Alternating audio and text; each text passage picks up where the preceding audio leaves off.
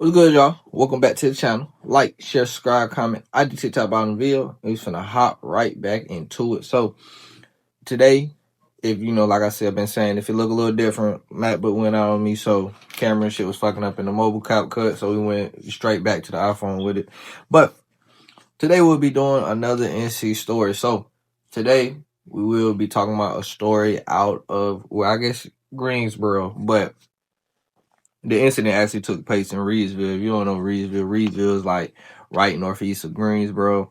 If you're a high school sports fan, fun fact, they got the number one tight end in the country right now who also plays basketball, committed to Oregon, who I did interview, took a part of an interview before. So, fun fact. Anyway, get into it. So, what today we will be talking about is Brianna Parker and Anna Tonche-Garza. I think that's how you would say her name. So, what happened between those two ladies? The facts are, they're saying a 20-year-old woman who is Anna, Miss Garza, is being charged with voluntary manslaughter after being accused of stabbing and killing a woman on Tuesday, according to the Reedsville Police Department. At around 5:37 p.m., officers came to the 800 block of Summit Avenue in Reedsville after getting a report of a disturbance. At the scene, police found Brianna Bess Parker, 27, in Greensboro, unresponsive with stab wounds. So, one Parker was, let me say this, was she worked at Bennett College, and her co-workers and things had a lot to say about her. So that is a little reflective in a good way, not a bad way. And it reflective on who she was as a person. What they saying, 21-year-old Anna Tonche-Garza has been taken into custody and is being charged with voluntary manslaughter. She was given $1 million bond, secured bond, and will appear in court on August 20th. My birthday, which is funny as hell, but that'll be next week, so we'll give more details about it. But that's the facts we have right now, that Anna is being accused of stabbing Miss Parker to death. What we have found out, or what NCB reported, and basically, the streets is talking as well, is what happened between these two is that Miss Parker went to Garza's address, because through the warrants we're able to see that Garza lives on Summit Avenue, where this is all taking place at. So she came to her house, and the alleged reason that she came to her house on this energy that, ended up happening is that Garza was allegedly sleeping with Miss Parker's husband. Or Mrs. Parker, I guess you could say. Mrs. Parker's husband. So it's reported that Garza and Mrs. Parker, or Mr. Parker, I should say, work at the same place. It's not disclosed exactly what that is yet, but they work at the same place. And allegedly they are having an affair or messing around with each other. And Mrs. Parker went up there to, not approach her, to, I guess, interrogate. I don't know what she went up there. Intimidate, interrogate, whatever she went up there to. And Miss Garza ended up stabbing her to death. But it's tricky. It's tricky. Now, I will say Miss Tonche-Garza is a Hispanic woman. I will say, Hispanic people, no disrespect, not trying to be funny here, are, a little more prone to stab you. So I will say Miss Parker probably should have, you probably should, be more careful. Obviously, like I already said, Miss Tonche-Garza has, voluntary manslaughter and $1 million bond. Now,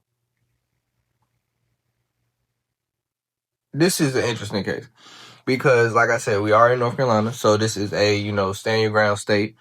So, her going to your house, pulling up to your house, and, doing something that, could have put you in imminent danger where you felt that you had to protect yourself is definitely the grounds of self-defense.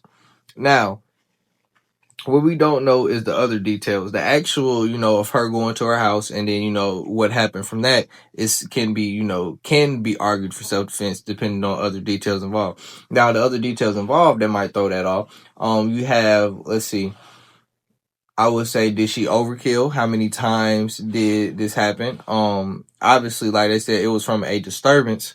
So somebody may have not seen the full scene, but they may have seen enough of it, witness and things of that sort. So who was the aggressor? Now, I mean, it's hard to say that Miss Tonche-Garza was the aggressor for the simple fact, one, you came to her address. Two, Mrs. Parker has more of a reason to be angry. So it's hard. I mean, we don't know what happened, but at this time, it doesn't exactly look like Miss Tonche-Garza was the aggressor. Well, let's say it like this.